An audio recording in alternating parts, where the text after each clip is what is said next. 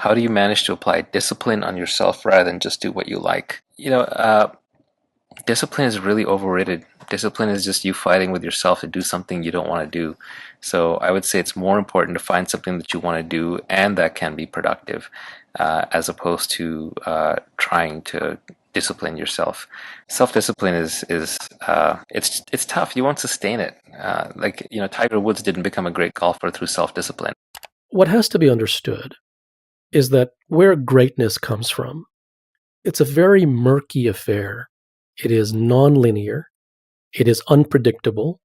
Perhaps nature and the universe set it up this way, that you have to jump in.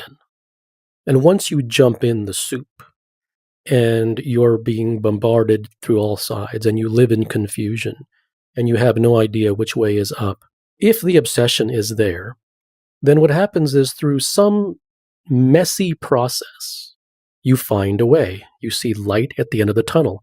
You forge a path through the jungle. When you come out through the tunnel and someone asks you how you did it, you have no idea. The thing that's almost laughable is when you ask a great athlete, can you show me how you did that? They won't come on and say, I have no idea. They will provide you with some semblance of an answer, which is a non-answer. And then what they will do is, because there's a gun pointed to their head and their back's against a wall, they will create the highlights. When the human being who watches that follows the highlights, he misses.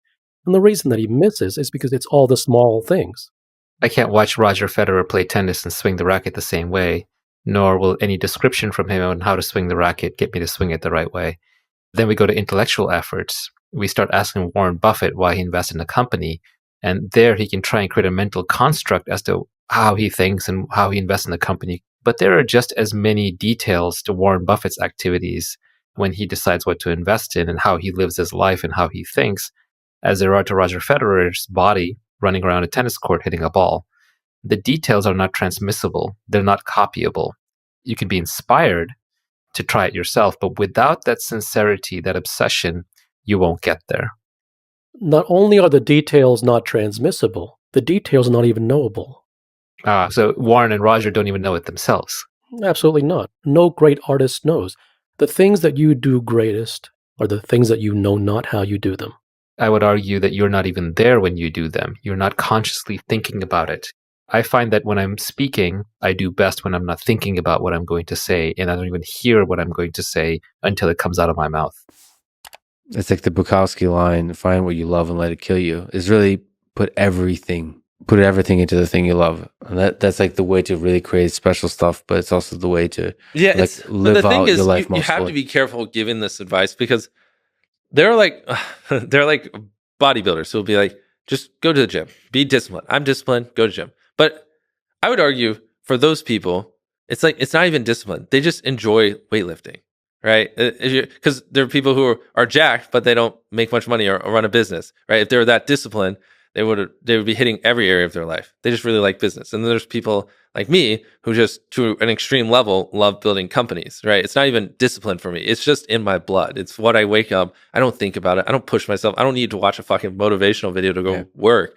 I just do it. It's programmed in me at this point. And I couldn't imagine a world where I don't wake up and do it every day.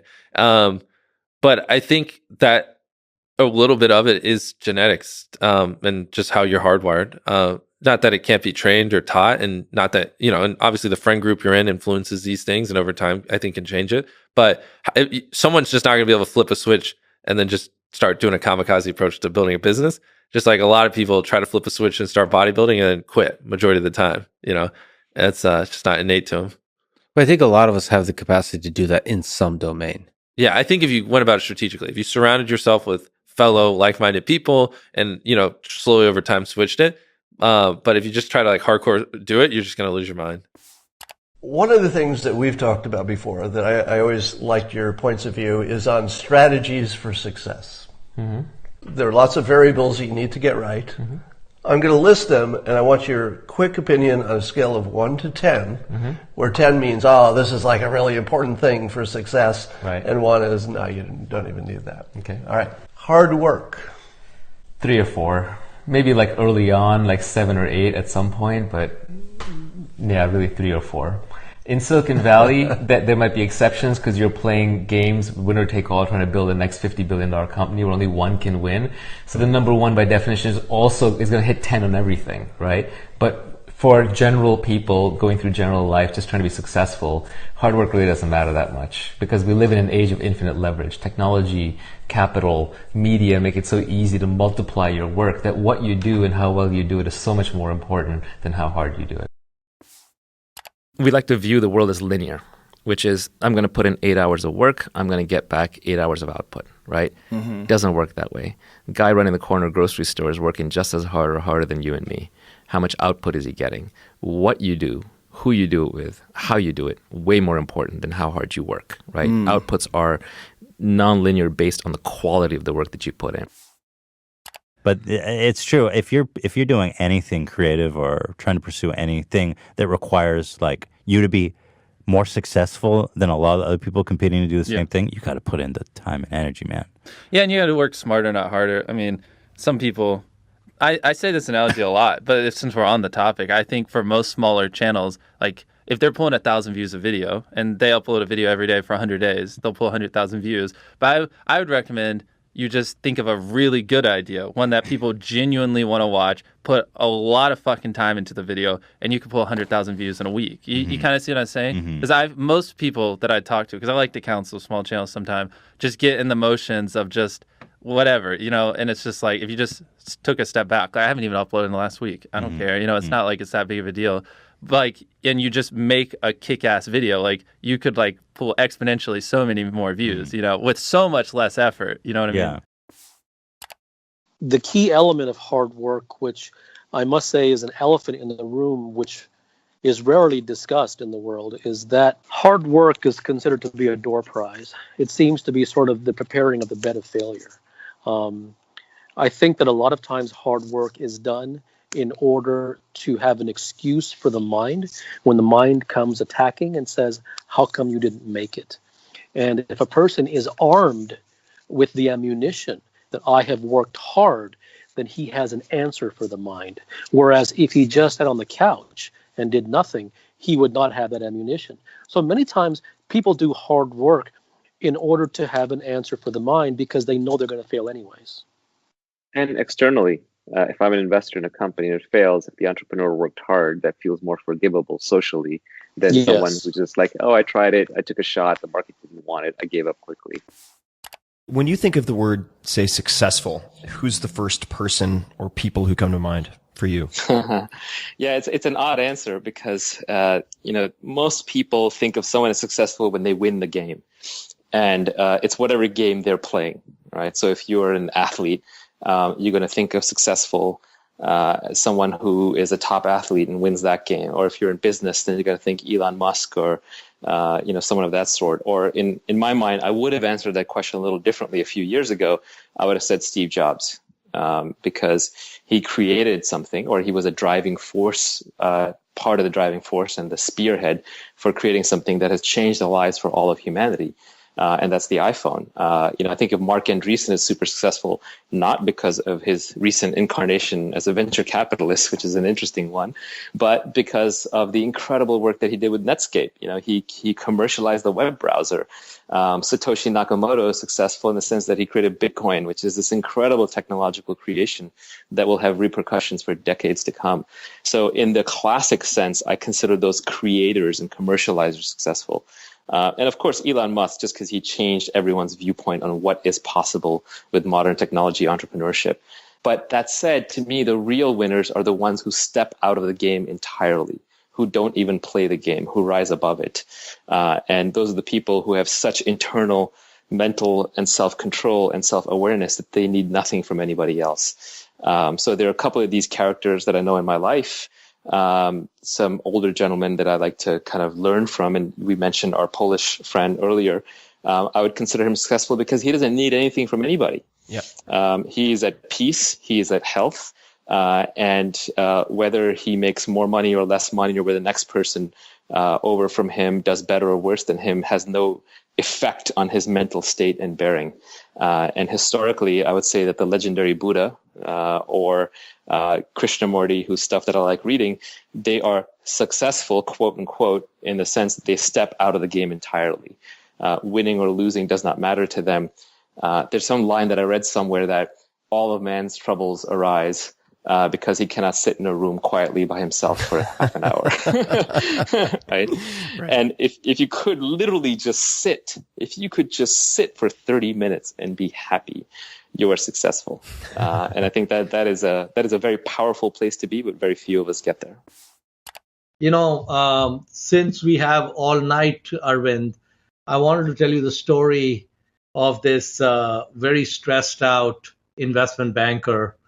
So there's this guy in New York who's an investment banker working like 100, 120 hours a week, totally burnt out, just flaming out, just with this intense. And he's, of course, making a lot of money, but he is just stressed out beyond belief. So he does some research and he finds this little tiny Mexican fishing village, which is in a very remote part of Mexico, where there is a small, one room resort, and no humans, he'd be the only guest, and there's no one around for miles. He said, that's the place for me.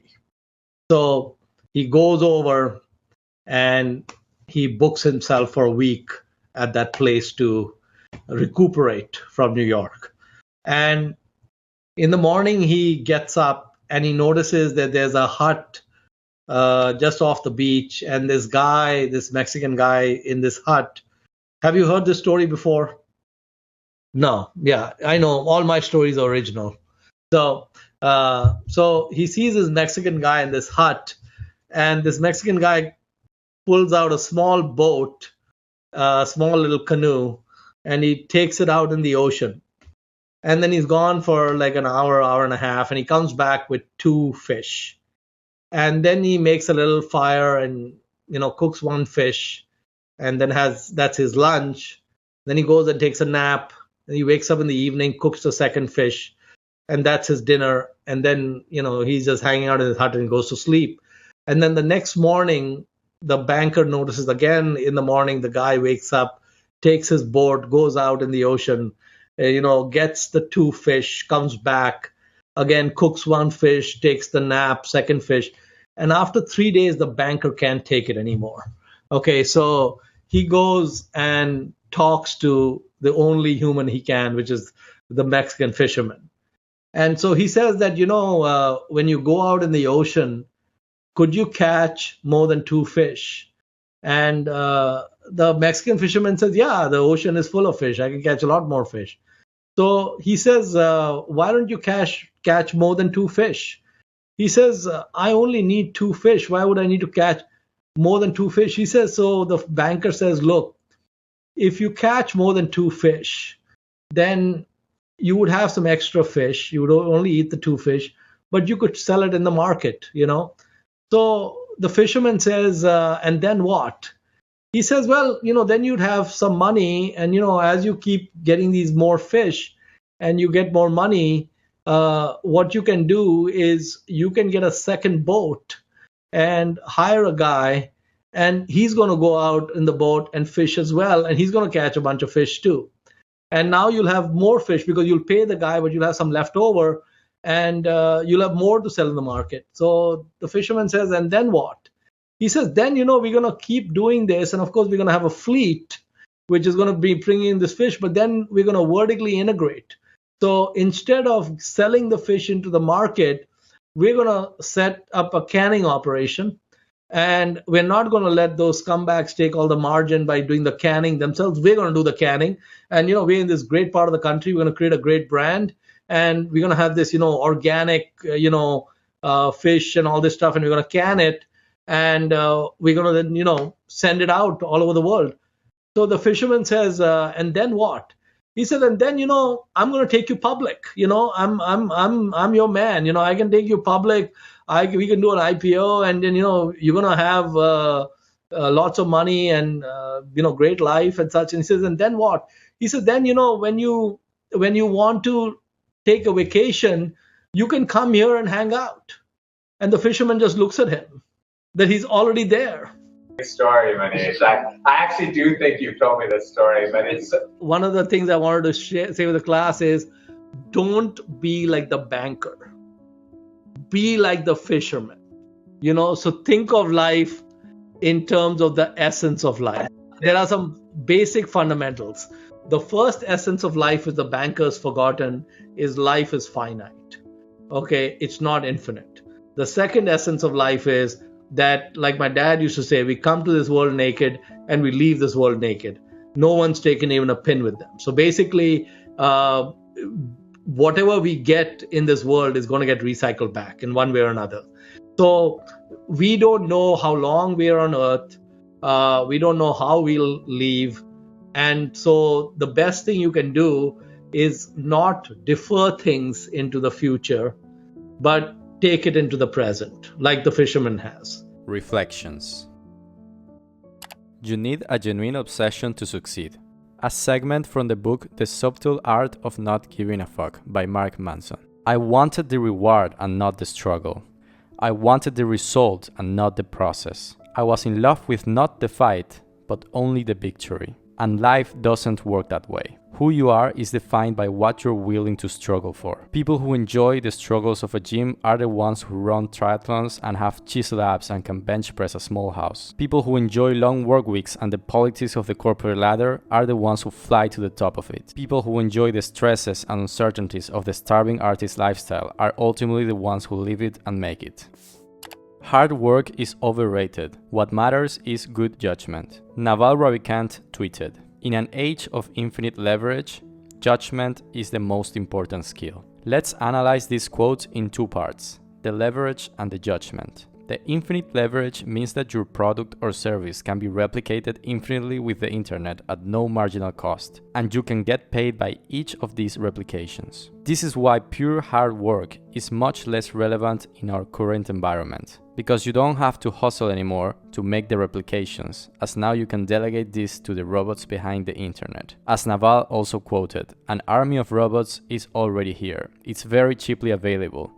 The bottleneck is just figuring out intelligent and interesting things to do to them." This takes us to the second part. How can we build good judgment? There are two proven ways. One is to iterate fast. The more you iterate, the more experience you gain, which leads to better judgment. The other one is to acquire foundational skills and mental models. Naval Ravikant tweeted, "Judgment requires experience, but can be built faster by learning foundational skills." Quote from Charlie Munger, "You have got to have models in your head and you have got to array your experience, both vicarious and direct, onto this lattice work of mental models." More about building judgment on the link above. Success is a completely internal metric. Quote from Nassim Taleb, "Contra the prevailing belief, success isn't being on top of a hierarchy. It is standing outside all hierarchies." Would you like to get access to the finest nuggets from the best books out there? If you do, you should check out Shortform, the platform that I use to learn from books, including my all-time favorites Poor Charlie's Almanac, the Almanac of Naval Ravikant, and the book series of Nassim Taleb. For disclosure, Shortform is not sponsoring this video, but there is an affiliate link in the video description. I've been talking about Shortform for a long time because I love using it and it has helped me to learn from books in a super efficient way. Shortform takes high quality books and creates carefully crafted summaries which contain all the big ideas from the books. The length of the summaries depend on the amount of nuggets in the books. One thing I really love about Shortform is that for any book summary it connects the ideas with many high quality online articles, and many times other books that are also on the Shortform library. For instance, I read the summary of the book Still Like an Artist by Austin Kleon, and the ideas are connected to ideas from other books such as Ego is the Enemy by Ryan Holiday, Deep Work by Cal Newport, and On Writing by Stephen King. All of these books are on the Shortform library and most of them makes connections to other books as well, plus the connections to many online articles. So the knowledge grows exponentially through a natural chain of ideas. I think that learning this way can help us to build a network of mental models in a very efficient way. and mental models are very important for building good judgment. If you are interested in Shortform, you can visit my special link shortform.com/picking-nuggets or use the link in the description below to get free unlimited access for 5 days and a 20% discount on the annual subscription if you choose to keep going after the end of your trial.